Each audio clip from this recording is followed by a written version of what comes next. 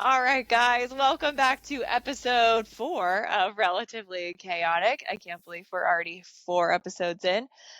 With your 3 favorite cousins, Austin, Danielle, and Haley. Welcome to the group chat. Tell us how your life has been since the last time we talked. Someone.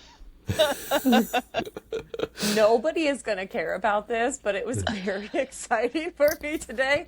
We have been having pricing issues at work where stuff is not pulling in how it's supposed to, and there's been months of stress, and it got figured out today. But now we're having LVAD issues. So you know what? At least it's Like not two Denny? problems. Yes. Like Denny LVAD? Oh, Like the LVAD wires. don't cut the wire. No, don't do Don't that. cut the wire, Izzy. What It's to help with people who have like heart conditions. It helps their heart like beat while they're waiting for transplants and things like that. Oh my gosh. So that's what's new with me. I literally squealed and jumped up and down when I got that email today. And then at work, I'm in the DEI committee. So we had Black History Month today, which was great. And then we had where we would give away like books if you participated in this quiz, which was very difficult, honestly. I was like, I really do need to brush up on my Black history. So it was great for learning. We have books by Black authors that are like the prizes that we're going to win. So that was fun. I got to see people from different divisions I don't normally see.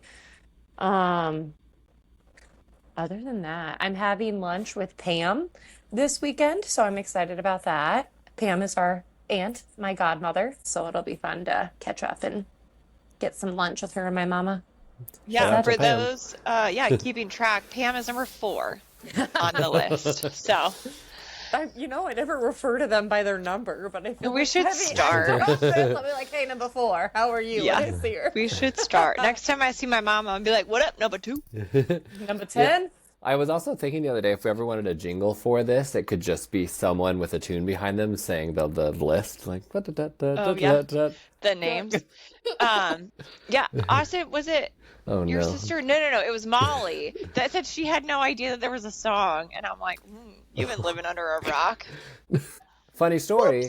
A while back, one of my best friends, Jared, who I also do swing dancing with, I don't know what we were doing. We were like drinking adult beverages, and he was just mapping out my family tree, and he took a picture of it.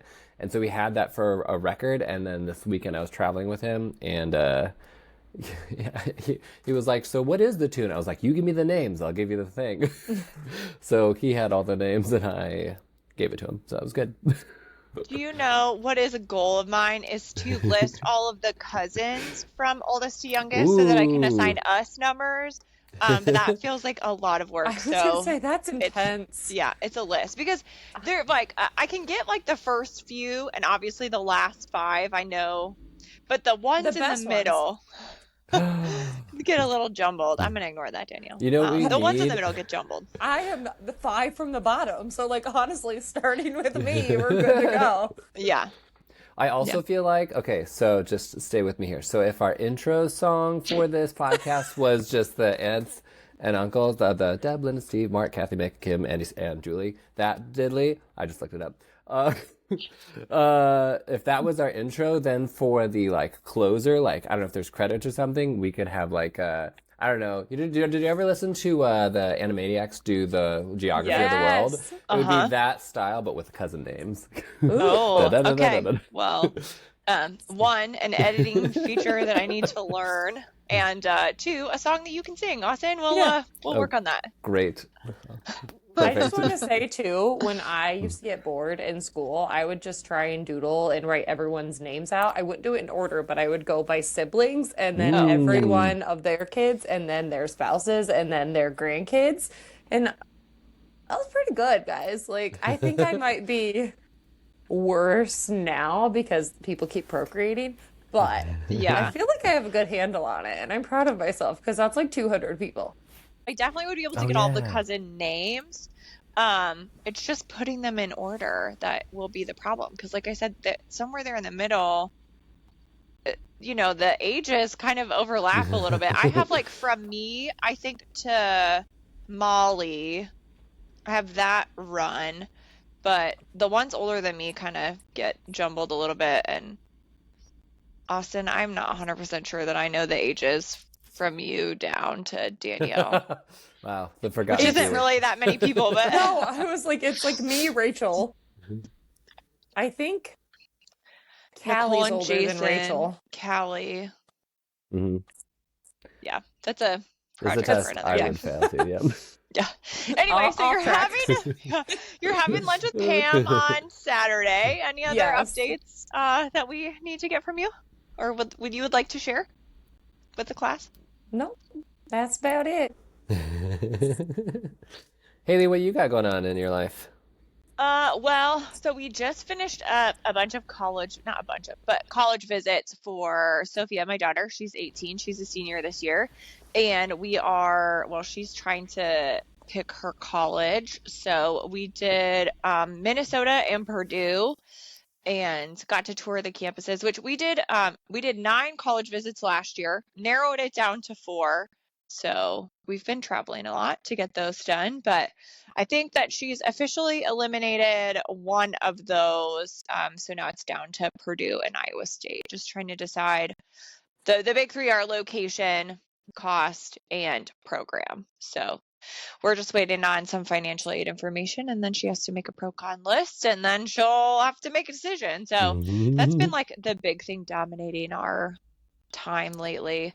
And she is getting ready to go to Mexico for study abroad for a foreign exchange program. So got to get her ready. Yeah, she goes in just a few weeks to Mexico. She's going to stay with a family there. It's like a sister school to the school she goes to here. So That's amazing. She's going to be there for 10 days. And she takes her biliteracy exam, actually, probably starting today or tomorrow, to get her seal of biliteracy. And then, yeah, she'll be going to Mexico. And she is really excited about that. So, yeah, that's what's been going on here. Yeah, you do. Sophia's keeping you busy.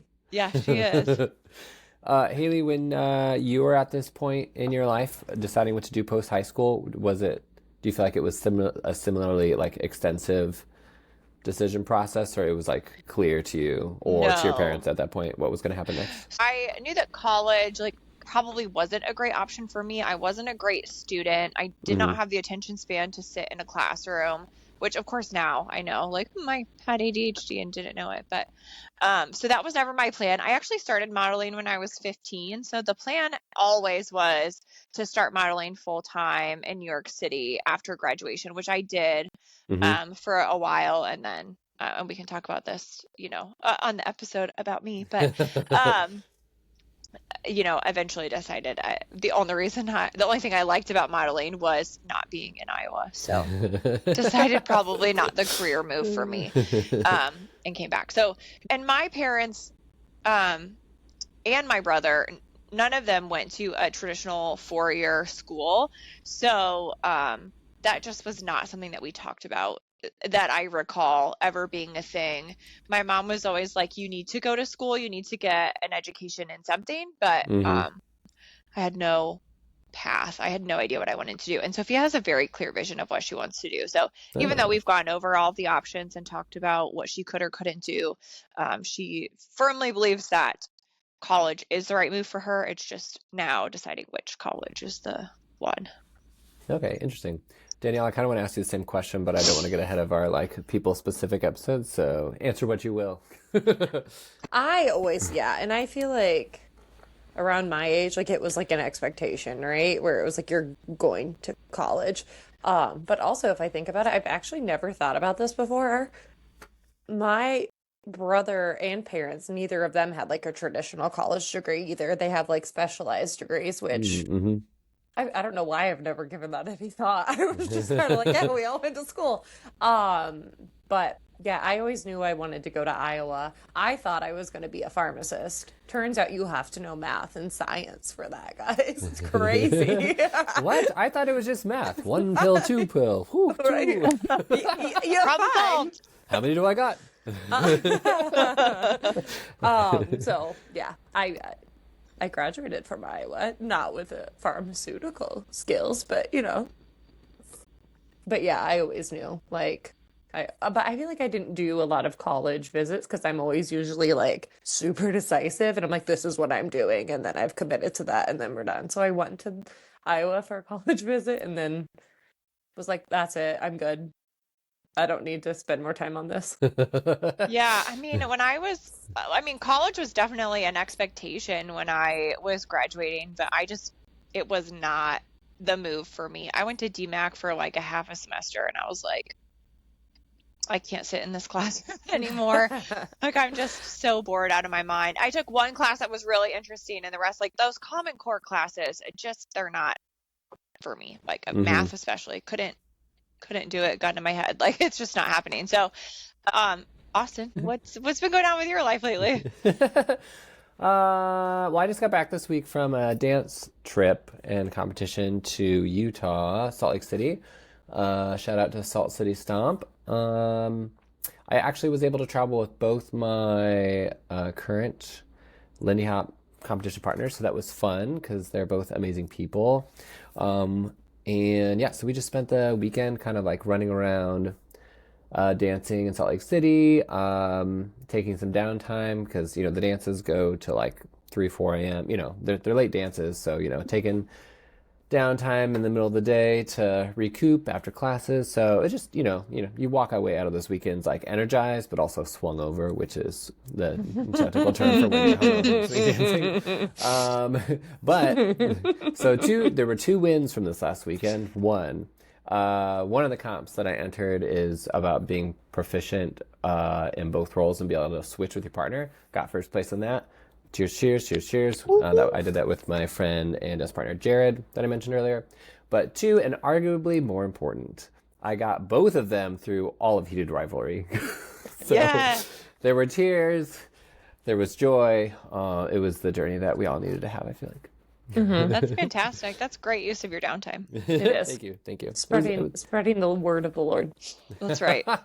Yes, it was a good weekend, but yeah. Otherwise, just I don't know. Anytime I travel, it's like you just hit the ground running coming back. So I've been really trying to focus on sleep this week, meaning I just like tell myself I'm not going to do anything, and then I pass out on the couch. So that's me. Gotta do what you gotta do, man. You need rot time. That's important for balance. Yep. And I hate being tired, the feeling of being tired. Just don't like it. Don't like to admit that I'm tired. Will like actively work on like bumping myself back up to a higher plane of existence. So end of day is like, I'm never going to sleep. Nor will I ever be tired. Yeah, having spent time with you, I don't know that I've actually ever heard you say that you're tired. Like, it's you always are just like, let's go, let's go, let's go. No, I get tired and I get cranky. Yeah, that's fair. My baseline is tired. Just permanently exhausted. I'm a bad sleeper, though. I definitely pass out. I run until I'm out, so. That sounds about right, actually. Yeah. That tracks. Awesome. Well, any other updates from any of us before we move into our next section? That's all she wrote.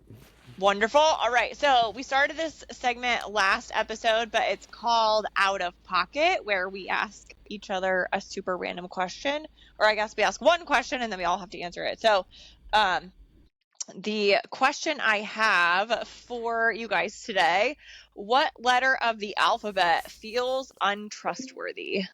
Oh. My immediate thought was, let me look at the alphabet real quick. I need to get eyes on these guys. Yeah. See who's giving off shady energy. Yeah, which one's giving off bad vibes? I'm such a visual person. Go ahead. No, that does make sense to me.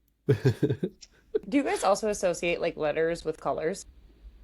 No. Do you know what that's called? Synesthesia, I think. Or maybe that's if you hear things. That's if you hear, like when you hear music, you see colors. It can be any. Well, no, because sorry, this is a total tangent, but like, so Sophia was recently diagnosed with ADHD, anxiety, and autism, but she was also diagnosed with a form of synesthesia in regards to numbers. So like when she hears a number, she associates it with a color.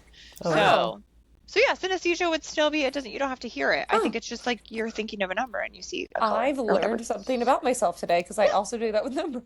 Whoa. Oh, yeah, so that's a form of cool. synesthesia. I did not Google this, but I'm like pretty sure based on that experience. But anyway, so what letter of the alphabet feels untrustworthy? If no one has one, my gut instinct is Q. Q was a top contender. Especially a cursive Q. Like that thing is just, what are we doing here? I have questions. I was thinking a cursive G because I feel like sometimes it doesn't even look like a G and you're like, that's sus. Very untrustworthy. Yeah. My maiden name started with a G. So I feel that cursive G is weird. Yeah. You know, all right, Austin. That's interesting. What was the last time I wrote a cursive G? Cursive G. There's just too many loops on the top. Like, yeah, it really reminds me of an S. Kinda, yeah. But you have to do like a double loop at the top versus just a one. Yeah. It's like an S if it didn't look like an S. It's like an S if you were seeing double. Yeah. You were drunk and you're seeing double. An S in disguise because it's shady and untrustworthy. That's the case, guys. You're welcome. Yeah. For me, what is it? A cursive Q looks like a weird number 2, right? Right? Like a small Q? Oh, no, am I thinking of a different letter? I'm going to Google this really quick. The Z kind of looks like a 2, doesn't it? Maybe it's the Z I'm thinking of. I was like, I think it's a Z. I was like, a Q, it's not like that crazy to be cursive unless it's small, and then it looks like a little swirly Q that's, you just put a tail on it. Okay, so the number 2 I am definitely thinking of as the Z. I still, however, hold firm that mine is a Q. I feel like surprise. I feel like the letter that stands out to me as the most, we said suspicious, untrustworthy, is that what we said?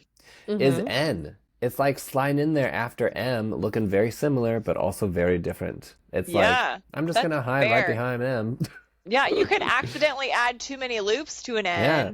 And now it's what, who knows? Your word has changed now. That's what I'm saying. I feel that. Shady bitch. I feel that. Okay. I just would like to make an announcement. If your name starts with any of these letters, don't email us. It's just based on vibes, okay? That's true. Everyone has their own. Just don't write them in cursive. But so even if it wasn't cursive, would you still think that an N? Oh yeah, that's why I looked shady? I looked at N's and I felt stronger after I saw it in cursive. So must be true. Supported. All right. All right. So that is my out-of-pocket question for today. If anyone has a burning question that they'd like us to answer at any point, just make sure you drop it in the comments. All right. So now that that's done, we are moving into the next segment of our podcast called Factory Settings, where we explore some kind of personality trait to help explain to ourselves and really everyone else why we are the way we are. So the personality trait we are exploring today would be conflict styles. So a quick synopsis of what conflict styles are. So conflict styles are the strategies we default to when tension enters the chat. Some people guard the peace, some people guard their independence, some guard the scoreboard. All of them are attempts to feel safe. So the 5 core conflict styles are avoidant, withdraws to regulate, minimizes the issue, needs space quickly, shuts down or delays discussion, says it's fine when it isn't. Accommodating, prioritizes harmony over self, apologizes quickly, gives in easily, downplays own needs, focuses on keeping the peace.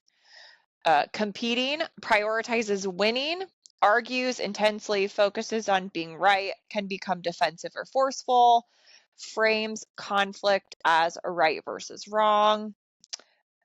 Compromising, seeks middle ground, looks for quick resolution. Both sides give something up, pragmatic and efficient. And then the last one is collaborating, protects both truth and connection, stays regulated, asks questions, owns personal impact, and seeks a win-win outcome. So there was a couple of quizzes that I looked at, and I think I sent them to you guys. And one was kind of focused on, I think it was from like an HR company, so it was like focused on like work, and then one was definitely more like personal experiences. So, yeah, do you guys want to answer? Did you get the same response from both quizzes? Did you take both quizzes? Who wants to go first? Maybe you should, Haley. I think I hear you had got some interesting results. Agreed. Yeah, so I took obviously both of them. So the one from the HR one, I got compromising. So dedication to finding common ground and creating win-win solutions.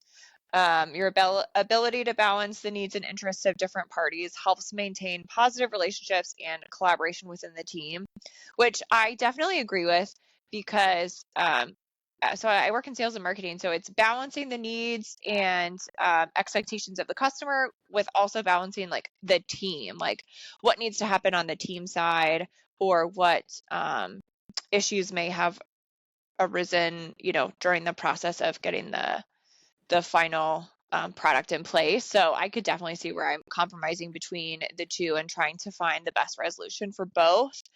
And then on the personal side, I got avoidant, which I also agree with.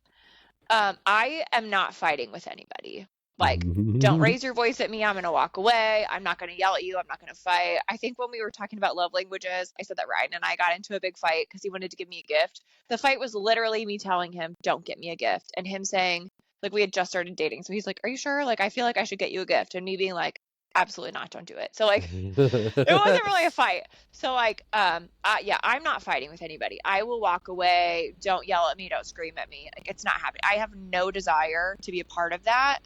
I think it was like Kelly Clarkson was talking about, like, after her divorce, she went through all this therapy, and there's like this phrase that her therapist gave her. It's like, you don't have to attend every fight you're invited to. That's me. I'm not attending a single one. I'll walk away. I'm not doing it. So so I definitely like see where I can be both. Like, if I can't find an easy way to compromise something, and you're going to start yelling at me, especially on the personal side, I think I could stand it a little bit more at work. Like, if somebody's frustrated, but on the personal end, I'm not going to be a part of your fight. It's not happening.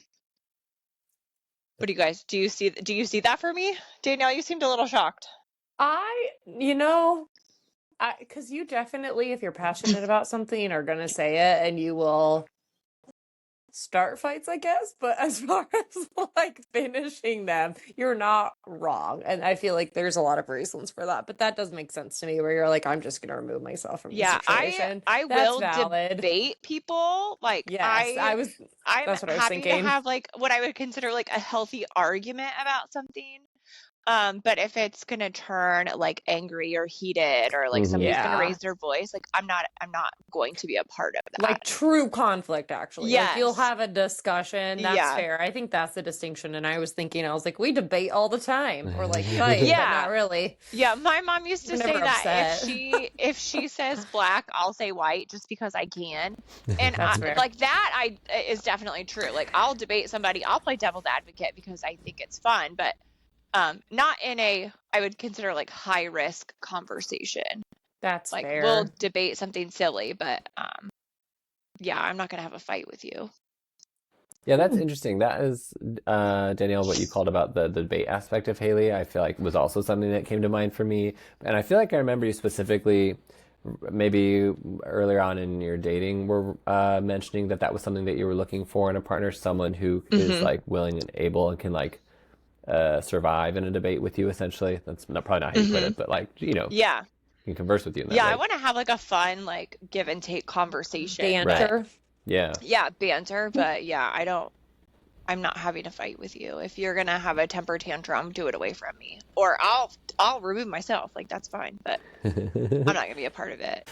Interesting that you got both, though. Those are mine too. Yeah. I have a follow-up question, though. So when you're saying, because I feel like conflict doesn't always have to be like high emotions. Like, it can be just like you're hitting a roadblock on something, in my opinion. So then would you avoid that? Or like No, like lean into Ryan the and I, compromising. yeah, that's when I would lean into the compromise. Okay. Ryan and I disagree on things all the time because we see things, I think, from a different perspective, which isn't necessarily a bad thing, but it does lead to, I mean, conflict's not really the right word, but we do disagree on things. So then we just have like you tell me how you feel, I'm going to tell you how I feel, like, and then we'll come to like some kind of middle ground. So, Yeah. but Ryan also is not a big yeller. So, Yeah. you know, like it's not a problem for us to talk about things because he's not going to yell at me. And if he does get frustrated with me, he just waits until he calms down and we talk about it. Or again, on the flip side, like there's like probably 2 times ever in our relationship that he's yelled at me, and one time I 100% deserved it. I was acting irrational and I was like, my hormones were all crazy. I was going through like this hormone journey, and we can talk about that later, but I was being awful and it was fully deserved, and we talked about it later. He's like, yeah, you deserved that. And I'm like, I did deserve it. And that, full transparency, there was nothing I could do in the moment to not do it. Like my hormones were raging, but that's not a normal situation for us. Yeah. And it hasn't happened since because I stopped that hormonal journey. So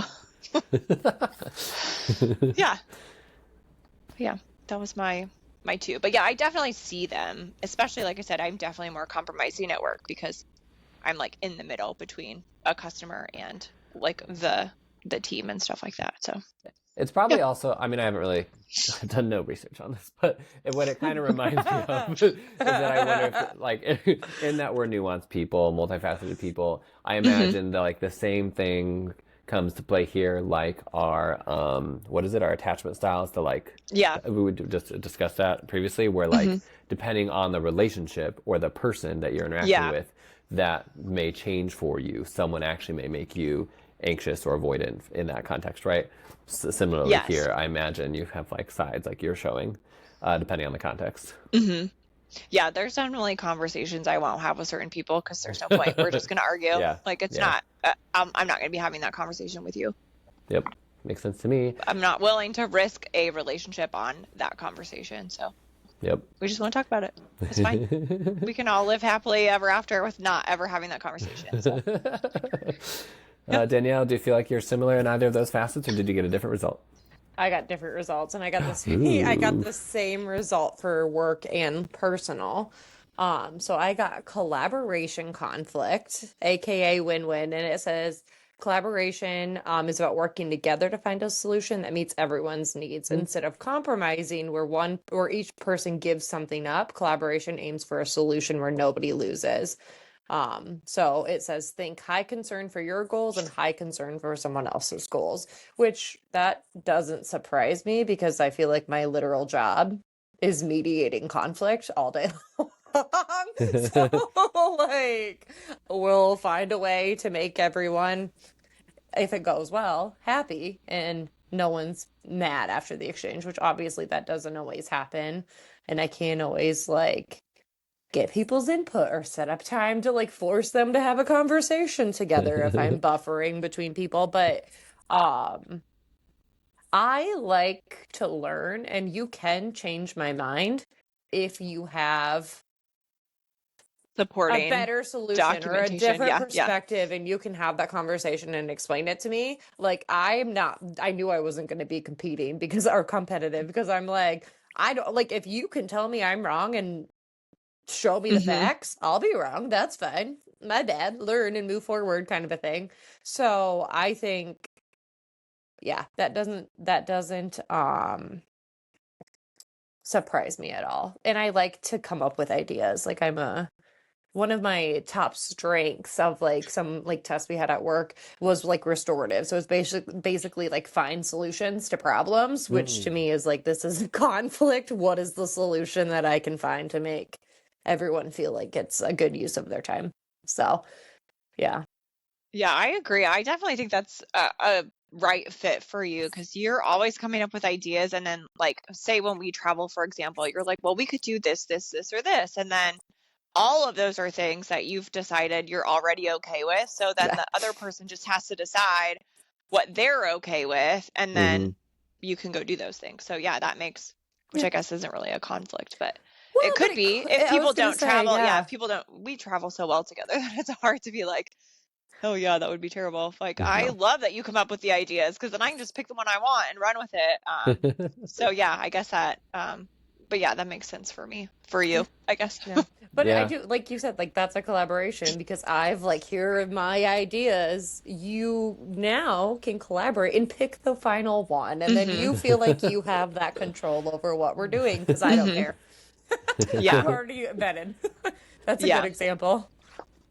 I don't know that I could have told you what I thought your style was in advance. I think I would have like seen aspects of them all for you, but as soon as you said it, that like definitely resonated. So that's interesting. Definitely fits. Yeah, I'm with you there, Austin. I totally see that. Yeah. What was yours, Austin? Yeah. And did it surprise you? I'm excited. Great question. I took both tests you sent me and got the same in both. Do you either of you want to guess what I got?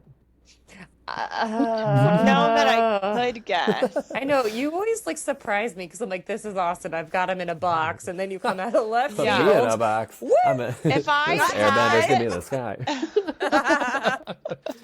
if I had to guess, I would say, oh gosh, like maybe compromising, or like maybe with like a touch of competing, because I could see that. Oh, see, about you a little bit. I could see collaboration and competing. I feel like you're like low key, sneaky competitive about stuff. Yeah. Okay. Well, I feel like you both have touched upon what annoyed me when I took this test. Which is Happy to help. We know you so well. So I did get compromising in both, which I can see in like different ways. Like similar to you, Danielle, I feel like I spend a lot of my professional time in that position where I'm often leveraged and like valued as someone who's facilitating a conversation, and I'm not an invested party in that. So I'm just like working to find the middle ground. However, I feel like one thing that stands out to me is that I don't know that I often care, at least in a professional sense, about what the decision is, as long as it like relates. Like I feel like I'm just always trying to relate or like push towards whatever the why is. Like, is there a project goal, or is there like a timeline? Like that's the law in my like head when I'm playing facilitator. So I'm not necessarily like, yes, it would be great if everyone walks away happy, and this is what annoyed me. But I more care, which is I think where about the competitiveness would come in, that we're like hitting the target, and that we're getting the conversation to go there. So I don't necessarily need, though it would be ideal if everyone walked away happy, I don't necessarily need that, and I don't necessarily need everyone to walk away winning. But if I can facilitate that, great, because then we're happier. But ultimately, I'm like owned by the like whatever the reason is that we're there. So that's what annoyed me, is I was like, I don't know that I care about everyone's happiness, but I don't know that that's going to be my guiding light. Yeah. So. Yeah. So what made me think compromising was, so again, like traveling with you, it's like if we're trying to decide, for example, where to eat, like you have very strict dietary needs. So it's like trying to find a balance between like what maybe the rest of us might be interested in, and then your requests. So it's like finding the balance. So that's kind of what got me there, is like trying to okay, like when we've traveled together, like what has my experience been, so like trying to make sure that your needs are met but that everyone else is also happy. So that's kind of like how I got there. And the competitiveness, I mean, obviously you do dance competitions and things like that, and I know that you have like big goals for yourself that you like to hit. So again, like I don't see that as like the overall like driving force, like you're not going to fight me to win, right. You know, but it's an aspect of it. It's a part of it. Yeah, that's an interesting point. I don't like, even in dance or otherwise, I don't actually often like get any kicks out of like beating other people. I feel like the drive is often like a competition with myself or whatever goal I set for myself. So it's when other people are competitive at me, I'm like, you're never gonna get a rise out of me. I just like, it is like almost a turn off for you to try and like, try and get a rise in that vein. But I know what my goals are, and if I don't get them, then sure, I'll, Yeah, that's 100% how I see you, is like you have big goals for yourself. Like not that the other people are irrelevant, but Right. you're trying to hit your goal, and like they're a part of that, but they're not the main piece. Like you're not trying to beat them. Yep. Right. Yep. But yeah, I was a little annoyed when I saw compromising. I was like, I'm really trying to push. Like, I don't know that I feel like I do care about people, but I feel like I've lost some of my empathy. Yeah, that just happens. That just happens in life. And encounter people, it really takes it out of you. Yeah. Yeah. But like I said, I think that you are trying to make sure that your needs are met on the personal side, like work, right. not like your needs are met, but you also want to make sure that the people that you're with are happy too. So yeah, that's where I see, I guess, the compromising coming in. I agree. I feel like I'm just chewing on how picky I am with my food. Because I don't think I would have described myself that way, but I do have strong feelings about food. You do. And you have to remember that, like, some of us, Danielle and I, have very few needs when it comes to food. Some of you like bread and some of you like potatoes. It's just very confusing.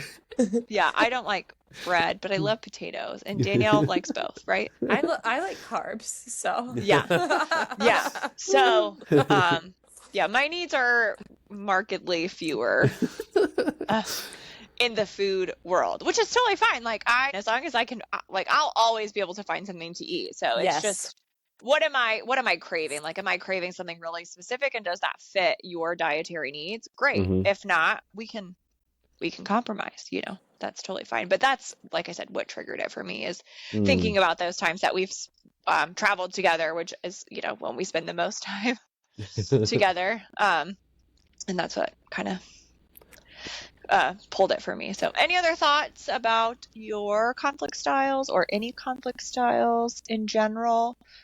We can, in the show notes, leave the links for anybody that may want to look up their own conflict styles. But yeah, any last thoughts? No, except I feel like I would say no, but yeah. No. Yeah, it just makes me wonder if there's like a food personality quiz we could take and use that. There's gotta be in the future. There's gotta That'd be. an interesting Yeah, conversation. I'm gonna write that down to see if I can find it. I have to be cheese or potatoes, or it's unacceptable. I don't know what I would be. Because at some point, Sugar. like, depending on Pixie how long stick. we do this, yeah, you're definitely a pixie stick. Oh my god. I'm definitely like a salad. I think I'm a salad of some kind. I love vegetables so much, and I love salad dressings. It's got to be it. And she but loves yeah, depending on herself, so it's perfect. What's that? I said, and you love yourself, so it's I do perfect. love myself. I'm the best. It's really just self-love. that's right. That self-confidence is Yes. so high. As it should be. Yeah.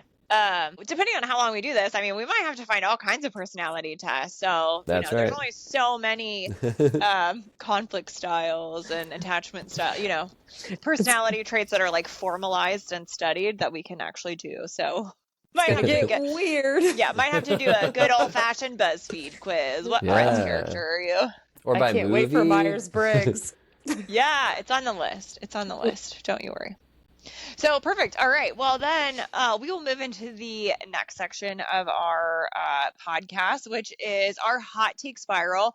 This week, we're going to change it up a little bit. Like we said in the last episode, we're just trying to get you guys to know us a little bit more. So in this hot take spiral, we're actually going to do a deep dive into Austin and his life. So he's going to give us a little background on himself, and then Danielle and I are going to ask him some questions. So Austin, you have the floor. Oh, geez. What? Well, there's what to say. Well, let's see. Let me start at the beginning. I mean, I'm definitely a Midwest kid at heart, as evident by my upbringing in Iowa. But I've always had an appetite for adventure, so I think that'll become also evident as we dive into my history and adventures with you both, of course. But yeah, born and raised in Eastern Iowa. I grew up an hour or two from each of you, Haley and Danielle. So that's, just close enough to be in each other's orbit before we obviously spread like the four winds. I stayed local for college at Cornell College, studying French, German, and Spanish. But I did always consider my fourth major to be dance because I had started line dancing in high school, which was really, I don't know if this is the same, maybe you guys could speak to this later, in like Des Moines or like maybe the Cedar Falls area, you might say, but there was really nothing to do for someone really under 21 at like any later in the evening hour, which so like that was one of the few things to do, right? So I started line dancing in high school, and that transformed into a passion for dance, which in college meant I became president of the swing dance organization there called Six Shoes. And then I think from then dance has kind of been a through line for my life. So let's see here. After graduation, I chased the dancing passion full time as a ballroom instructor, and then eventually a couple years later packed up and moved to Portland, which you probably have heard by now. I moved to Portland with one of my best friends and dance partner at the time, Kaylee. And so we were in search of, bigger adventures, bigger dance scene, more job opportunities. So, by day, my career after that move essentially evolved into the tech world, where I now work remotely as a product owner / technical project manager. And by night, I'm deep in the rhythm, you might say, of swing dancing, leading a nonprofit organization for swing dance and swing music, and then also, teaching, competing, DJing, all within that like realm. So, I'm ultimately focused on kind of building a swing dance community here and wherever I travel throughout the world. But anything else? I am proudly gay and aim to be a visible representative of my community on really any platform. So you can see that in some of the choices I make, I think, in my dancing career, whether I'm like dancing both roles or just, trying to bring a spirit of certainly authenticity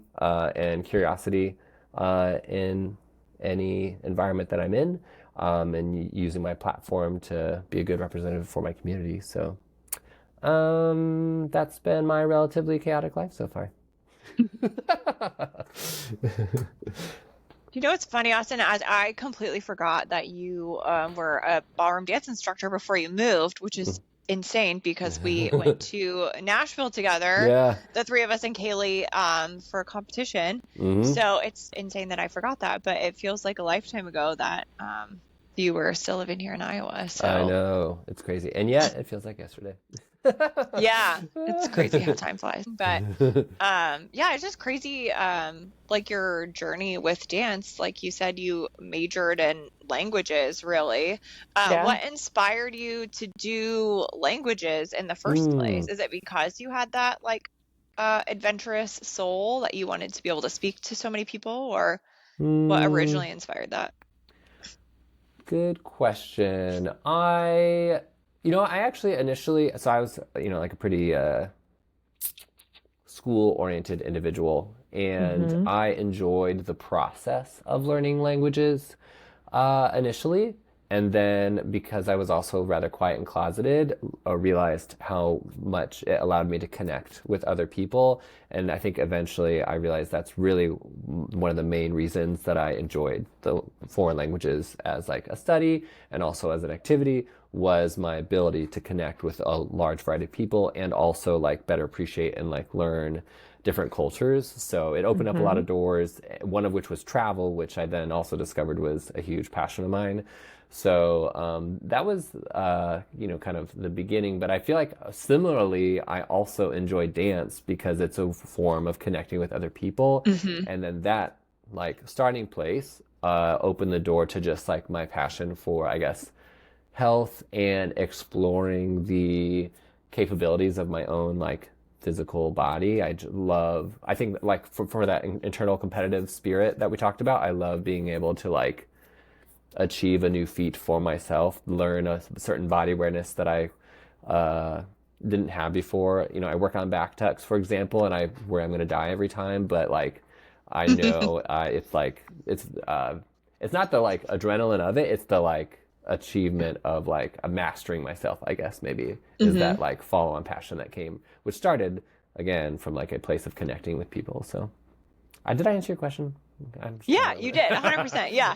I mean, you took it, the next step, which, was just like, initially like wanting to learn that way, but then also like kind of rolling that into how you continued into dance, which would have been my next question anyway of, why dance, but you kind of really explained that. I mean, other than, dancing is fun, but, just a new way to like learn and connect with people. So yeah, yeah. and I guess the other thing I would add to that is that the like other great thing about dance is that it also like brings the journey of appreciating and learning about another culture, right? Like African American culture as it's one aspect of it in the U.S. And essentially through learning swing dance, you become a surrogate for that part of the culture. So being able to help kind of like keep that alive and also better understand a part of our greater melting pot has been rewarding, I feel like.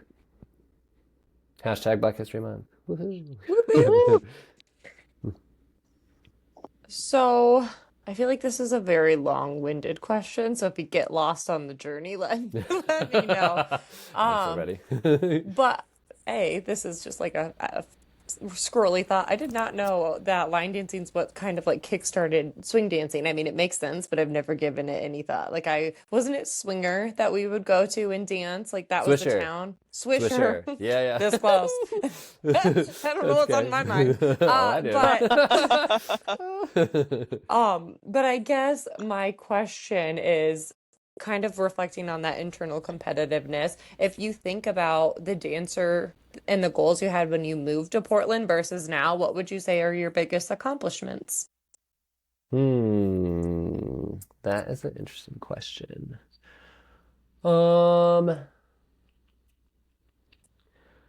Biggest accomplishments. Well, when I moved to Portland, where I was with my professional dance career, my goal was to like grow in a way that I could serve the community on a national stage and grow myself to a point where I was competitive on a national stage. And that, in a lot of ways, has come to fruition, especially during this season of life. I run Portland's longest running swing dance event, the Portland Lineage Exchange. So I'm the event director for that. And I, travel to teach and DJ at events throughout the U.S. And then I, of course, am a competitive dancer across events throughout the U.S. So I think in a lot of ways those have been achieved. But I'll say this to anyone who I talk to about like dance training in general, and this is, I guess, no surprise based on what we've been talking about. I don't like getting to the like stage where you like perform or compete is not actually my favorite part of the journey by any means. It's definitely like the journey. I enjoy the consistency of that like growth journey that I do at home with my dance partners or by myself, where I'm just like working through like my own body awareness, like adding skills and learning about the history and culture that's attached to it. So the bonus is just showing up to compete. So some of my national goals, like I said, have been achieved, but the other things that I guess like big things that I've done are really just in the like consistency or like dedication to the work itself. Also, I did not know you were a DJ, and that just blew my mind. Wicca wicca. Yep. Not the same Have DJ as I'm not a DJ like Trixie Mattel, you might say, but I'm a mean DJ. I'm a mean DJ for swing dancer crowd / so locally, I of course will DJ for swing dancers in the genre. But nationally, I've started to grow a brand as a party room DJ because my experience is broader than just swing dancing, and most dancers just want to like feel the music. So I've cultivated a set of music that lets your hair down. So yeah. Get in the vibe of it. That's I right. love that. So to pivot away a little bit from dancing, what project management, what brought you to that? Because obviously when you started your job as a what did you say, like a Bilingual bilingual at the receptionist, yeah. yeah, so how did you, like, what was that journey like? How did you get to project management? Good question. It was a lot of consistent steps in mostly one company, actually. So, like we just said, when I moved to Portland, so one of my best friends was already working at a company where they thought it would be like a great cultural fit, and that I might enjoy the work because of the like atmosphere, the types of things they were doing. So I was a bilingual receptionist, which for me was also a win because then I was finally able to like more leverage my Spanish skills of my triple major. And I originally was progressing towards where my friend was, who thought that the like work there and my like problem solving slash facilitating skills would be like well leveraged there. But eventually, I probably just followed her through most of that company, but we're kind of similar in the things that we like to do because she eventually went on to work for the product team in a technology based role. And I eventually learned that I didn't necessarily want to continue to being in a customer facing role as long, and that I enjoyed the earlier part of like a customer's journey more because it was like a little more instructional, which relates to like my dance passion, and then also a little more positively like tech oriented, right? You're just setting expectations, laying the land, etc. But I liked the tech aspect of that, and that's where she was. So I eventually, right before COVID, joined the product team, and we were like a small but mighty telephony crew, who also like supported the rest of the organization for our product. So it's virtual receptionist software and service. And at that point, this is a long-winded journey to say that at that point, because we were such a small team, we were kind of wearing a lot of hats. We were like Scrum Master, Project Manager, Product Owner, essentially for like telephony and anything that like needed someone to coordinate efforts on the like product and technology side of the house. And so because we essentially were doing that work and we were doing it well and creating our own systems to do that well, and we had a lot of room to play to do that, I had some great bosses in that field. And when we got a new CEO who wanted to start a project management office, they were like, you would be a great fit. You're already doing this. We'll pay to get you certified and roll out a project management office. So that was the transition where I got certified, which was like a journey. I was kind of excited, I would just say at the time, to be like, kind of like going back to school. Yeah. Remembered how unbalanced life was when you're at school. I was like, I never want to do this again. I definitely remember you stating at that time, like it was not a struggle, but it was just a new facet of your journey. Well, and that's interesting you say that. So I got that certification. I transitioned to project management, transitioned out of that company, and where I am now, which is more like product owner facing, but with a lot of project management aspects. I'm technically a technical project manager, but pushing into product owner role. But what you're saying though is still in a lot of ways kind of like my current season of life, in that I'm generally doing too much across all of the things that I do, and my 2026 goal is certainly to find a better balance, and that has actually been, it is still like a big challenge because I don't like to say no to fun apparently, and all the things that I choose to do are fun to me because they're usually like growing and curious, or so I struggle with not doing too much. But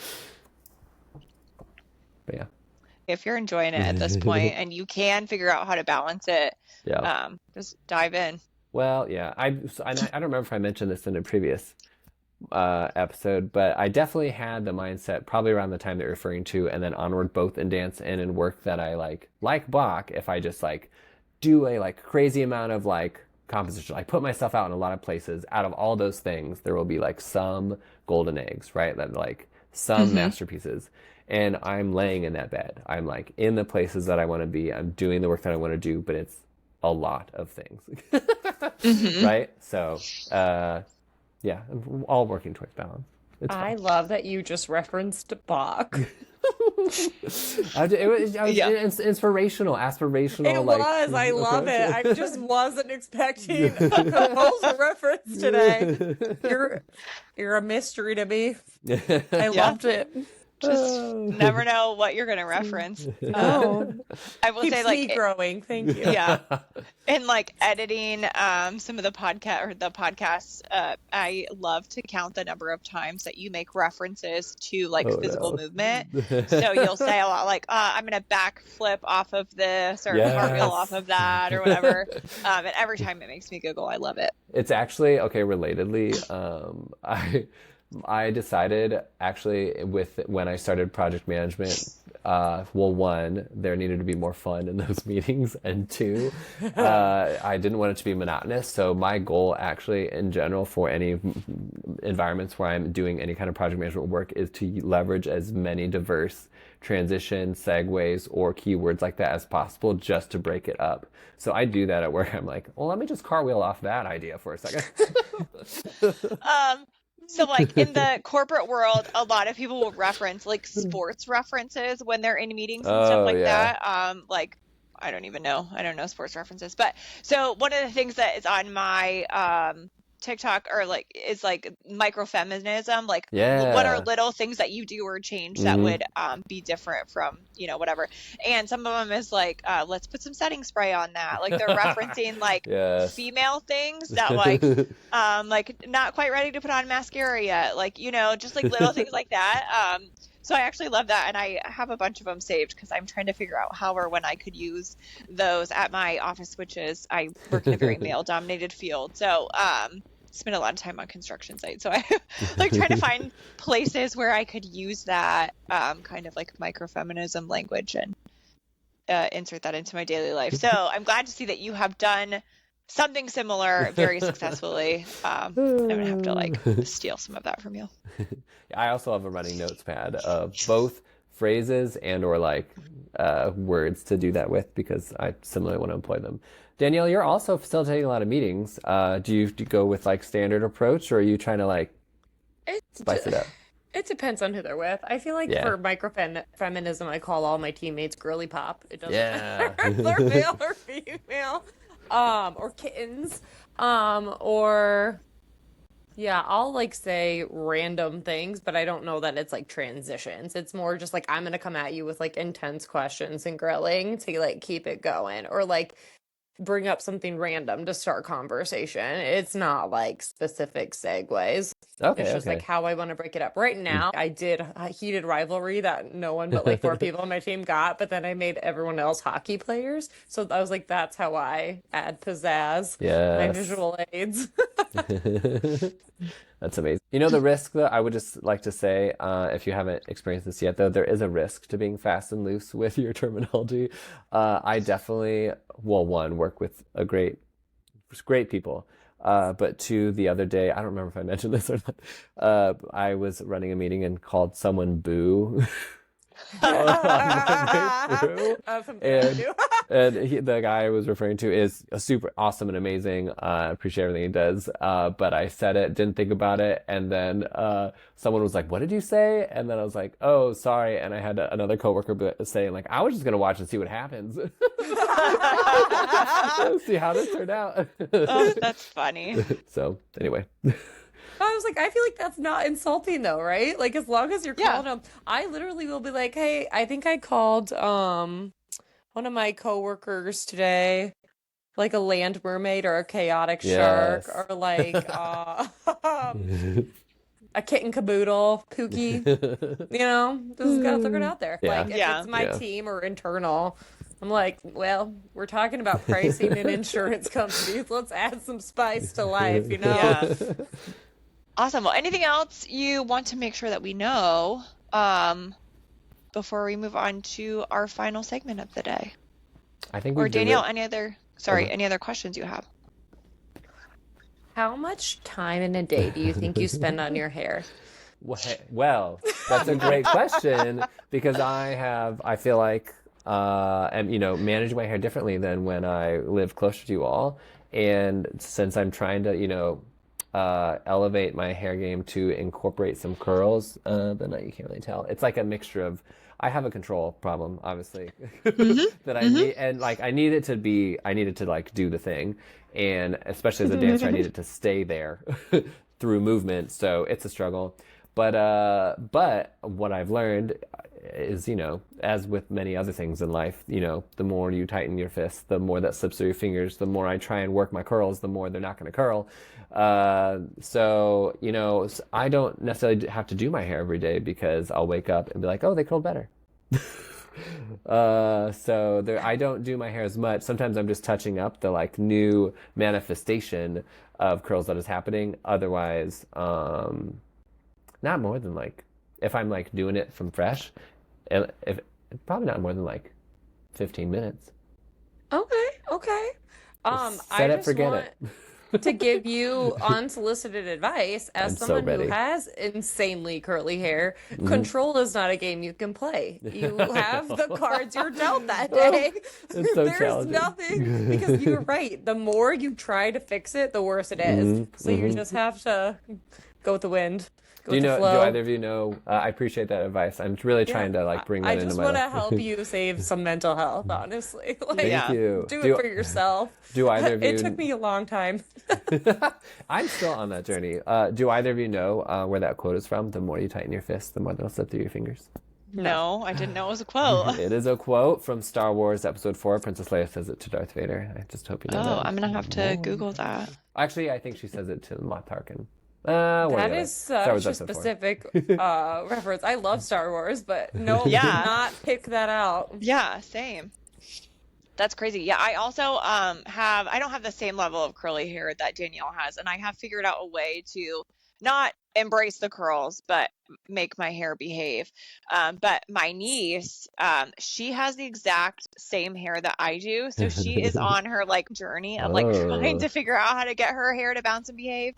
And I tell her the same thing, like, there is you just do what you think you can, and then your hair is going to do the rest. So, like, don't get all, fussy if it doesn't do what you think it should have, because it's not going to. It has a mind of its own, and it does what it wants. So it's really a metaphor for being yourself, right? You just, ultimately, you are who you are. What's the madness Embrace flow. it. Awesome. Yeah, so I would like to point out that I would assume, Danielle, that the reason why you asked him how long it takes him to do his hair is because historically we've had to lie to Austin about what time we need to leave the house so that he has time to get his hair done, because both Danielle and I could get fully ready in the time it takes From Austin. like showering to getting our makeup and hair done, both of us in one bathroom versus Austin so I will in say, one. if I had to wash my hair, no, but I only wash my hair every few days. So, but yeah, like getting up in the morning, showering, sans, not doing my hair. The rest of it, the two of us could get ready in the time that it took Austin to get ready. I will say that a total game changer for us as a threesome came when I moved into a house with 2 full bathrooms. Yes. Very helpful. That was really, Danielle and I got ready in the master, and then Austin took over which would have been Sophia's bathroom. So that way we could all get out of the house in a timely fashion.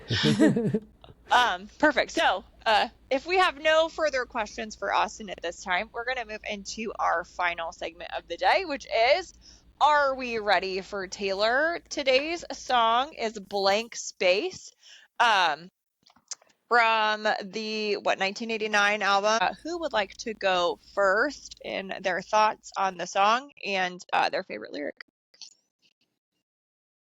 I can get mine out of the way. So what I will say is that one, the album itself has a special place in my heart because it actually is the album that I listened to on my move out to Portland from Iowa. I listened to that album on my entire drive. And Haley, you may remember, I went to that concert when I stayed with you. I went with my friend. When I passed through, I had all my stuff in my car. Yeah. So. Yeah, you went to a concert and then my friend's wedding, and then you left. It was a weekend. Yeah. So I love the album. The song, well, it's such a vibe. And I feel kind of like an ornery approach to dating, maybe. It's just, yep, let me, another blank space. It's just like the revolving door of men when you're trying to find the one. So I like that concept. And what else? I did rewatch the music video. So good. Yeah, I love Taylor's looks in it, or just like the vintagey vibes in general. That was great. And then favorite lyric would be boys only want love if it's torture. Don't say I didn't warn you. I don't know. I feel like that just resonates deeply in general. And I don't know. We put ourselves through like torture trying to find the one in a lot of ways. And oftentimes we're in our own way by not expressing our own wants and needs or not admitting to them. Or so this just kind of like reminds me of that. And those are my thoughts on the song. Beautiful thoughts. Thank you. Yeah, I totally agree with that, like sentiment on that line, because it's especially like this time in her life or like this age in her life. I feel like, yeah, a lot of people are just going insane trying to find Mr. Right or Mrs. Right or whoever it may be, depending on the person. But you do a lot of crazy stuff sometimes trying to find that person. Well, so then I can segue into it. I have a lot of the same feelings as you, Austin. When that song came out, gosh, that was like what, 10, it has to be more than 10 years ago, right? No, maybe it was probably 10 years ago. 10. Sophia loved this album. Not that I don't, but we listened to the whole album all the time on repeat. She was just like obsessed with it. So, yeah, it's just like what you said, such a crazy approach to dating, but also not really. I feel like it's a fairly normal, maybe not, maybe I'm crazy, but fairly normal dating experience where you're like doing all these crazy things. But so my favorite lyric is, "You'll come back each time you leave, 'cause darling, I'm a nightmare dressed like a daydream." And I just love the imagery of that, but also like what a contentious relationship picture it kind of paints of like they've done all these crazy things, but they keep getting drawn back to each other because there's just something there, but maybe not the right thing, that they just keep getting drawn back to. So that's my thoughts. Danielle, you're actually here for this segment, which reminds me that we're gonna have to get your thoughts on Opalite. But Dan. what are your thoughts on Blank Space? I love this song, and it was very like famously a reaction to her criticism from the media on her dating life. So I just love that it's just like so like petty, but like so iconic for it. One of my best friends, Annie, for her bachelorette party, we all dressed up as different Taylor Swifts, and she dressed up as from the music video Taylor, where she's like in her robe with a cat and stabbing a cake. So good. So I always think of that. But I went to the 1989 tour in Chicago, so I just like absolutely love this album. It makes me think of summer. Like I affiliate it with like pool days and like your windows down in your car, and there's just it is so many bops, but I just feel like I love this song because it is funny, right? But also like it's like deep in ways, and it's also I think Travis's favorite song. And then do you guys remember they had an app for this song when the music video came out, and you could go through the house on the app? I don't remember that at all. Oh, I didn't know that was a thing. It was so great, guys. I loved it. And then I mean, this era of music videos anyway was like iconic, but I love this music video. And then we were at the Eras tour when she like came out for 1989 and was like beating up the car, like that was part of their dance with like the golf clubs. It just looked like it was so fun. You're right. Her outfits were just so iconic. The song is like so, I don't want to say petty, but like kind of like, I think that's the intention of it. And I just love it. So no, it just, 1989 is just like happy vibes to me. I just feel like it's like such a light, like era for her. Yeah, it brings like you said, I totally agree that it brings like summer vibes, because especially like Welcome to New York, like there's nothing quite like a summer in New York. It just has this I don't know, feel to it, because there's heat everywhere all the time because of the buildings and the concrete, and there's just such specific imagery that it conjures up for me. So yeah, the whole album is like most of her albums, but just like very indicative of that time of her life. And super happy and joyful when she moved to New York. This album was such like it was like her first pop album, right? Because that was like officially when she wasn't like country anymore. So this was like her era of like the Squad. This is like the era of like she was like cut her hair short. This was the era, like you said, of New York. She was like very specifically in paparazzi photos, like at the same place. And it was like all these like crazy outfits that she traditionally hadn't worn. Like her whole look, her whole aesthetic, everything changed. And I think with that, she never would have done a song like Blank Space in the past. That was so like in your face. Because her previous albums were more like the stereotype that I think people put on Taylor Swift of like, your like love songs, your sad songs, that kind of a thing. And there are some other bangers that I think are tongue in cheek in her previous albums, but this was just so much more obvious in this song specifically. And this was like the biggest single of that album. And then I have the same favorite lyrics as Austin. Boys only want love if it's torture. Don't say I didn't warn ya. I love it. Also, my second would probably be the one you said, because I also love Because Darling is the Nightmare Dressed Like a Daydream. I love it. Yes. Like, they're just such, like, especially like the torture one. It's just like, you know, you kind of got what you asked for here, buddy. Like, this is what you wanted, and I'm here to give it to you. Watch out. Awesome. All right. Well, great thoughts on 1989 on the Blank Space. Danielle, since you very famously for the third time didn't make it to the end of the podcast, Opalite. I know, right? Opalite. You missed Opalite from our last episode. So quick thoughts and then your favorite lyric.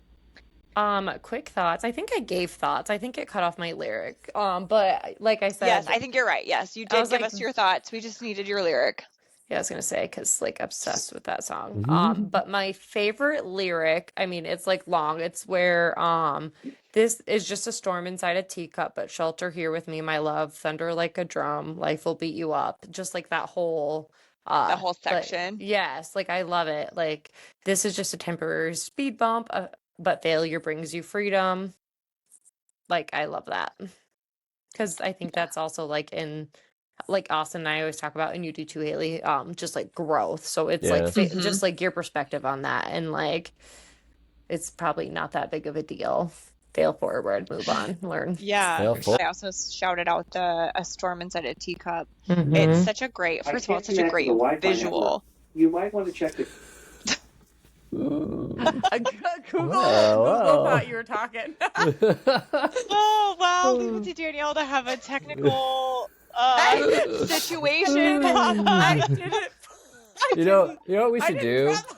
At the end of this season 1, we should have a quiz, and you have to name in what episode did Danielle have this happen. Yep. Oh, that's so funny. My best. I don't even know what happened. All right. Well, a quick wrap up, or setting expectations for next week. The Taylor Swift song that we'll be diving into is "Cruel Summer." The factory settings personality that we're going to be looking into is texting habits. And yes, I did find a quiz for this, so I'll be sending it over to you guys. And then our hot take spiral will focus on me next week. So if you have any questions, please drop them in the comments. Otherwise, any final thoughts before we exit this episode, you guys? Next week is my week for no tech issues. We've got this. Fingers crossed. I mean, Austin, you were in this part of the discussion last week because you had already exited the chat. But Austin and I were discussing, I was like, the most amount of money that I'm spending on this podcast is literally sending things to Danielle to fix her technical difficulties. So, appreciate your temptation of the cost. I say that like I'm spending a lot of money. It's literally the cheapest thing I can find on Amazon, but I am sending it to Danielle. So. Thank you for your service. All right. Well, with that final thought, we are going to wrap it up for today. And we will see you next time on Relatively Chaotic. Bye, team. Bye.